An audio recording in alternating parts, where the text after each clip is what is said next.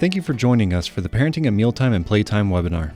The Ohio Chapter, American Academy of Pediatrics, operates this program with the financial support of the Ohio Department of Health. The Parenting at Mealtime and Playtime program, also known as PMP, has continued to evolve over the past several years to offer the best possible resources to you and the families you serve. Today, we are excited to share more information on the programs in Ohio. Hello, and welcome to our interdisciplinary training, part of our Parenting at Mealtime and Playtime through the Ohio chapter of the American Academy of Pediatrics. Our title today is about adolescence, embracing your unique self and a time of accelerated change. I'm Dr. Sarah Adams. I am the medical director of the Parenting at Mealtime and Playtime program, and I'm also a pediatrician through Akron Children's Hospital in Hudson. I am excited to also have joining me today Divya Dendaluri, who is a registered dietitian with Dayton Children's Hospital. She's going to introduce herself at the second half of our discussion, but I just wanted to say that I'm honored to be working with her on this project today. The speakers, which includes Divya and myself, have no disclosures and no off-label products will be discussed. So you might ask yourself, why is this important to you? As pediatric healthcare providers, as people who work with children in our office, whether you're part of the office staff, front office, a medical assistant, or nurses, families are asking questions before they see the provider. We need to know and be aware of how we communicate and make the families feel during the whole visit, from the moment they walk in to the moment they walk out. Resources about parenting at mealtime and at playtime can be provided before, during, or after the visit, especially if you hear parents say, "Wow, I'm really concerned about when to start solid foods," for example. You can pass those out even before they get into the provider. We want you to be aware of the importance of educating parents about parenting at mealtime and playtime and promoting healthy lifestyle, both mentally and physically. And this takes the entire staff. We're excited to let you know that all of these handouts can be accessed through the Ohio AAP website, and the website and link to our information and resources is there on the slide. I also want to point out that we have a mobile app specifically for our PMP program, and in the coming year, through the assistance of the Ohio Department of Health, we are going to be updating our mobile app to include even more information, because we all know that parents today are interested in what resources they can get, not only with handouts, but also digitally. I mentioned the PMP resources, and I'm going to show you in the next few slides just some examples. We have slides for each of the different age groups, and they all talk about what foods are important, how to start, what different textures, how to get your baby to eat, and also what to do to just play. We also have other resources that include recognizing hunger and fullness cues. Again, starting solids, as I've mentioned, and one even specifically that talks about playtime. In the last 2 years, we've extended our age resources. So we've got information about eating the rainbow, adding fruits and vegetables and more different colors in our diet, cooking with kids, and also the all-important how to manage things, activities, and screen time with our preschool and kindergartners. I also want to draw your attention to our Parenting at Mealtime and Playtime toolkit. What a great resource, and it has so much information about the importance of PMP, how to implement it into your practice. Again, it's one-stop shop for your PMP resources, and so on. Our objectives today are really going to be focused on teen nutrition topics. We're also going to talk about body positivity and communication skills around talking to teens and families so that we can make their experience around talking about nutrition more supportive. Bone health is also so important. What rapid growth they're going through right now and how nutrition plays a role. Things like vitamin D, protein, for example. This is an age of independence. It's a transition into young adulthood. So learning these skills of meal planning, cooking, and etc. will help them as they grow older to continue to use these skills. We want children to have a positive relationship with food and an emphasis on family and peer support. We want to improve focus and productivity, and that can be done through nutrition, activity, hydration. I have said before to my patients, a hungry mind cannot learn. And we want to also understand and today discuss the different cultures. So according to WHO, adolescence is a phase of life between childhood and adulthood, from ages 10 to 19. It is a unique age of human development and an important time for laying down the foundation of good health. Adolescents experience rapid physical, cognitive, and psychosocial growth. So our goal is to teach and try to encourage and build a foundation of good health. We know that this affects how we feel, think, make decisions, and interact with the world around us. We want to encourage this to be a healthy stage in their life because we know that it prevents injury, it prevents illness, and even death. If adolescents can establish these patterns of behavior related to diet and physical activity and grow and develop in good health, they will then become more accepting and buy in to the different life skills and opportunities and information that becomes an information that is appropriate for them. So we want to make sure that as health service providers that we are acceptable, that we're equitable, appropriate, and effective, and where teens can feel safe and supportive as well as their families. We need to take opportunities to meaningfully participate in the design and delivery of these interventions to improve and maintain their health. And this takes communication. Studies have shown that when done in an appropriate manner with appropriate resources and support, discussing sensitive health issues can be very beneficial to young clients. But there are barriers. We all know. Sometimes it's uncomfortable for me to bring up certain topics, especially when it comes to obesity. And sometimes kids also can hear what we say, but interpret it in a different way. So we need to build trust. We need to know that they are safe and that what we talk about is also confidential. We want them to build that healthy groundwork so that they can feel included in their health and also have some autonomy. So how do we do this? Well, we need to work on how we communicate.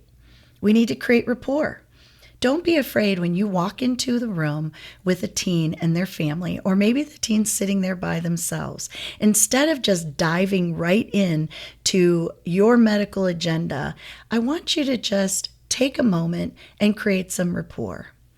I try to emphasize to people not to say, "How are you today?" which is something I know I commonly say. Change it up with things like, "How has your day been? Who did you bring with you today?" If it's somebody that you know, maybe they just graduated. Congratulations on graduation, for example. And really make it personable. By creating that rapport, you can start to create a safe environment right away for our teens and their families. Read the room. We've all heard that expression before, but look around. Is everyone comfortable? Attend to their comfort and address barriers. Do you need a language interpreter, for example? We don't want our teen to be the interpreter for their parents. And so really addressing any barriers that you can see as soon as you walk in the room. And again, this starts from the moment they come into your office. Give them an opportunity to tell their story and talk, and listen attentively. There was a study done in JAMA, and what we learned is that it only takes 11 seconds for the typical provider to interrupt a family when they're talking. I found that shocking, quite honestly. But then I realized when I'm sitting with families that yes, this is probably what does happen, quite honestly. In that same study, what they found, if given the opportunity to talk uninterrupted, most patients or family members will talk for only 90 seconds. Because I know some of you that are listening to this right now might be saying to yourself, well, if I just let them talk nonstop, I could be there for such a long time. But realistically, letting them talk and listening attentively, what I have found not only creates good communication and safety and confidence in the care that you're giving and that they're receiving, but you will find that in that time, some of the answers to your questions will already be answered, which in fact will save you time in the office. Foster that trust. Don't be afraid to tell them that you're here for them. Give them some support. Validate how they're feeling and show empathy. By providing caring, empathetic, respectful, non-objectifying, and honest care, they will be able to give you the information that you need. One thing that I like to consider when I walk in or when I see a family come into the office, and that is that we want this to be a relationship. We want them to drive what their needs are and then create rapport and be able to let them know what your agenda is for that particular visit. Because sometimes what's important to the provider may not necessarily be what is the most important thing to the family. So don't be afraid to ask. Let's say you get a list of all these different complaints, which I know can be very overwhelming. Ask them, of all the things that we've listed, what is most important for you today? You might be surprised at the answer. Make them feel worthy of the time and the effort that they took to be there and be open and friendly. It's not always easy when we have a busy day, but if you can focus and start by creating that rapport and listening attentively, reflecting on what they have to say, setting up the agenda for the appointment so that you know what is important to them and that they know what your agenda is for that visit as well. I want to talk a little bit about when we check in patients. I have a story about a patient of mine who, when she comes in, she refuses to be weighed. And that can be for multiple reasons. In her particular case, she didn't like being weighed because she didn't want her mom to know how much she weighed. In addition, look at where your scale is, for example. Our scale is in the middle of our hallway. So we talk with our team and say, if there's a lot of people walking through or others can see what you're doing, maybe go into the office and into the and other people can see what you're doing. I recommend go into the exam room, do what you need to do, and when it's appropriate, go back and get the weight, for example. But again, check in with them and see what is their comfort level. Don't be afraid to say, would it be okay if I weigh you today? And be prepared for what they answer, because we do need to address that this can be a very sensitive topic. Because of society, because of pop culture, because of social media, it is really tough to be a kid these days, and body positivity is becoming something that we all need to be aware of. We know that children have a view of what their ideal shape should be, their size and their appearance, and it doesn't matter if they're overweight. Yesterday I had a 15-year-old young man who feels bad when people call him a twig because he's tall and he's thinner. But when we look at the growth chart, he is right around the 50th percentile for both. So he's right on target for what he should be. Our goals are basically to challenge how society views our body and promote the acceptance of all bodies and build that confidence and acceptance of their own image, their own self-image, and really address unrealistic standards. Children as young as 3 years old, so even in the preschool ages, are already aware that they are different from others and are already becoming more conscious about how they look and developing a self-image. We know that this is exacerbated when they hit those preteen and teenage years. We want them to accept their body despite perceived flaws, feeling confident and loving yourself, and knowing that we're all different shapes and sizes. And try not to focus on appearance or our actions because of the way that we appear. In this case, I had a 16-year-old girl who told me that she ate lunch in the car because she didn't feel worthy to eat, and she cared about what others would think about the fact that she was even eating because of her obesity. What I like to do in my practice is focus on how the body feels. How does it feel when we eat something healthy? How does it feel when we are more physically active? I talk about those happiness chemicals that are released even when we just take a 10-minute walk. So don't be afraid to discuss the benefits of physical activity and eating things that nourish our body and how it makes us feel. And focus less about what is good or bad, but just how does it make your body feel. And we're not just talking about I get a stomach ache or I get a headache or it causes GI problems. We could just talk about the fact that sometimes when a patient eats pizza, they get super tired. Many times we get these teens that come in and they are complaining that they have a lot of fatigue. I would start with their sleep, of course, but also their diet. Talk about positive things that they can do to help their body and setting realistic goals. We can sit there and say, you need to drink this much water and you need to make sure you have breakfast and I want you to have more fruits and vegetables and so on and so on. But through motivational interviewing, don't be afraid to say, what's one thing you think you can do over the next week? And then ask them on a scale of 1 to 10, 10 being I'm all in, Dr. Adams, I'll do whatever you say, and 0 meaning I'm not doing any of it. Get an idea of where they're at and their confidence and accept it and give them grace and say, let's check in a week and see how it went. So I know I talked a lot about these teenage years and the time of rapid growth.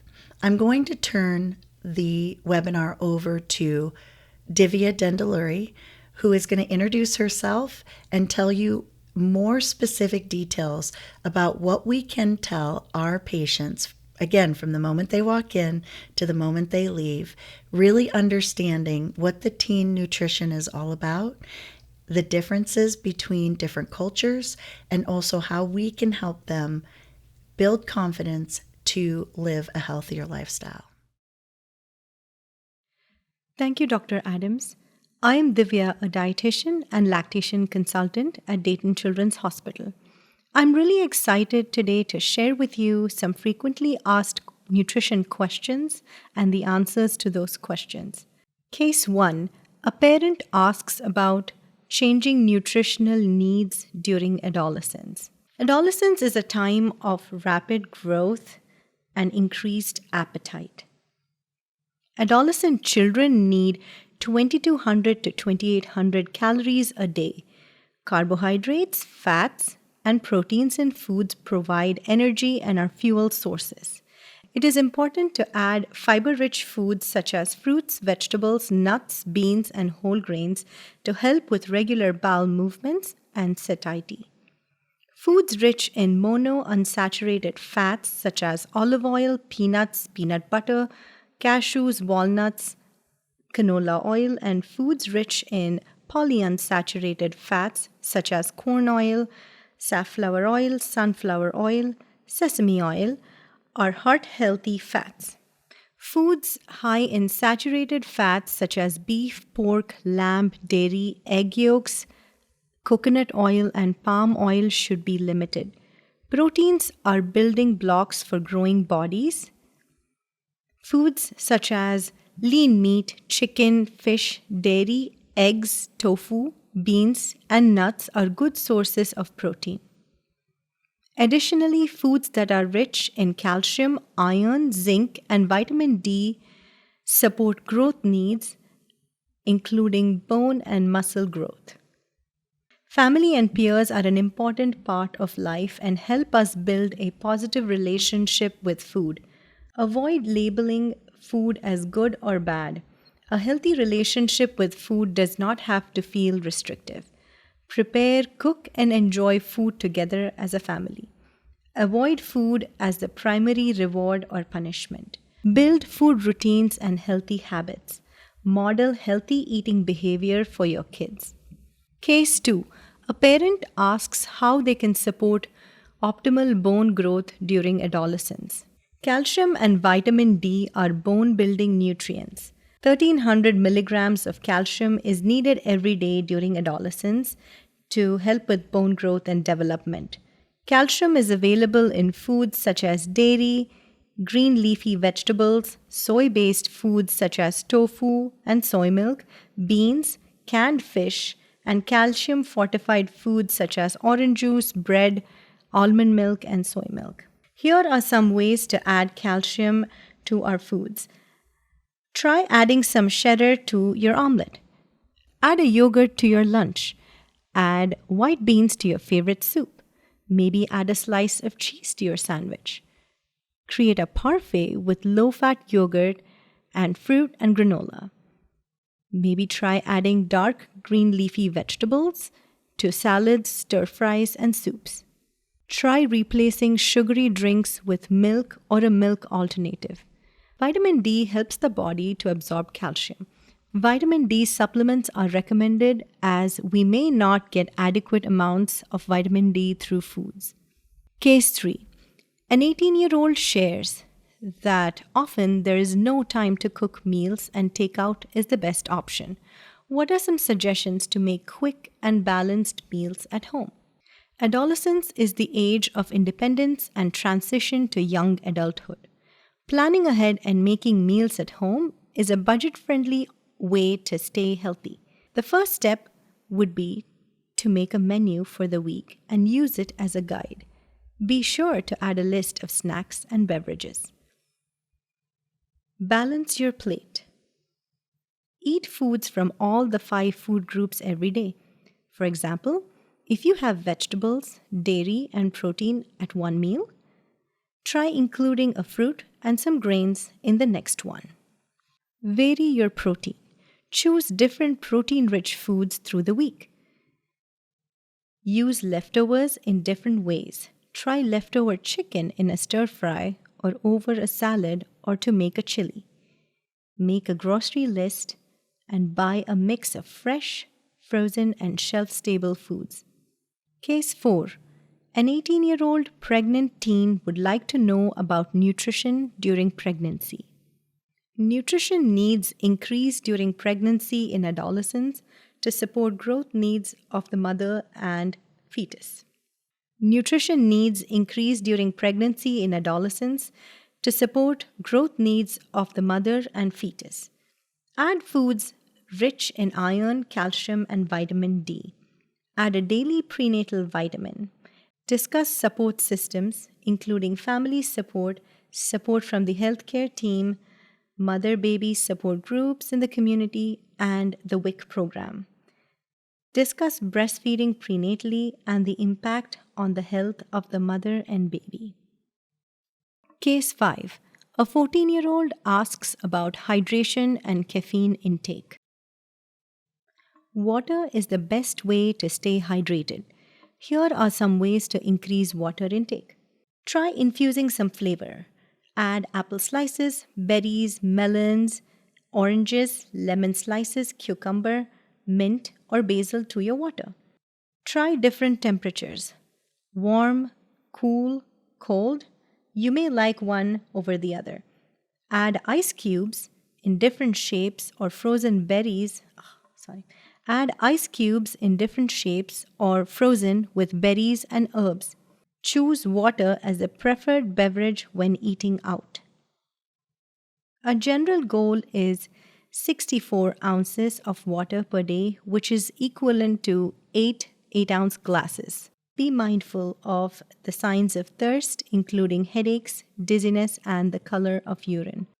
With regards to caffeine, adolescents ages 12 to 18 should cap daily caffeine intake at 100 milligrams or the equivalent of about 1 cup of coffee, 1 to 2 cups of tea, or 2 to 3 cans of soda per day. For children under 12 years, there's no designated safe threshold for caffeine. Case 6.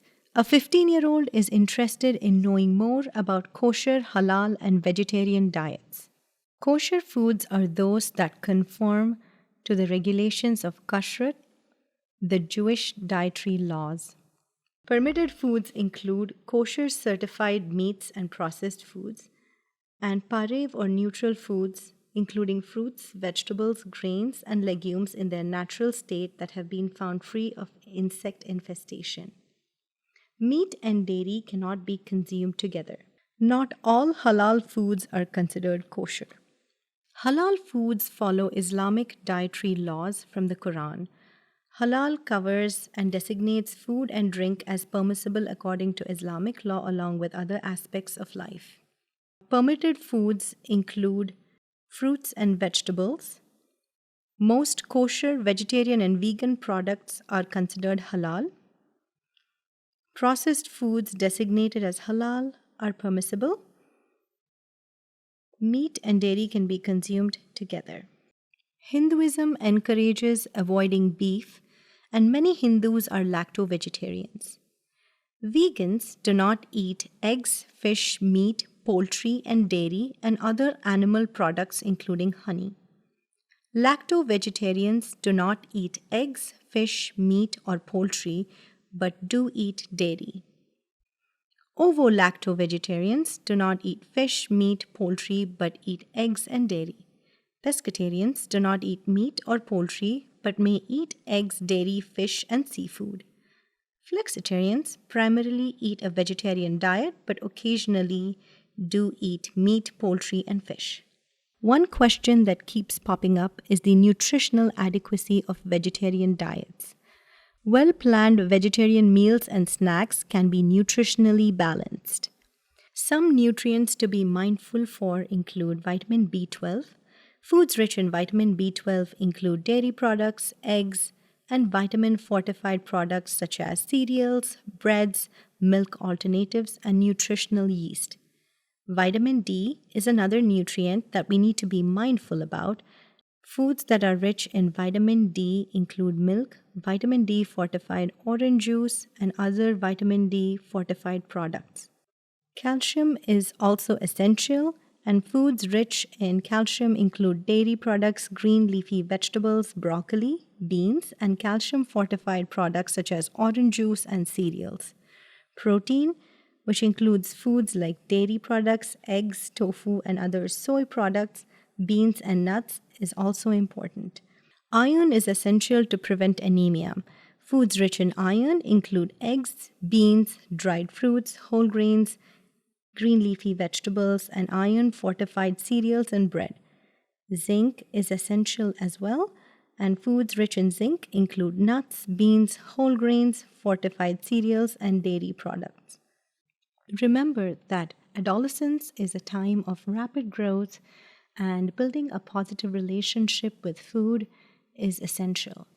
Thank you for listening, and thank you for all you do for our children and families. We sincerely appreciate you spending your time with the Ohio AAP to learn more about these important topics impacting children's nutrition and play.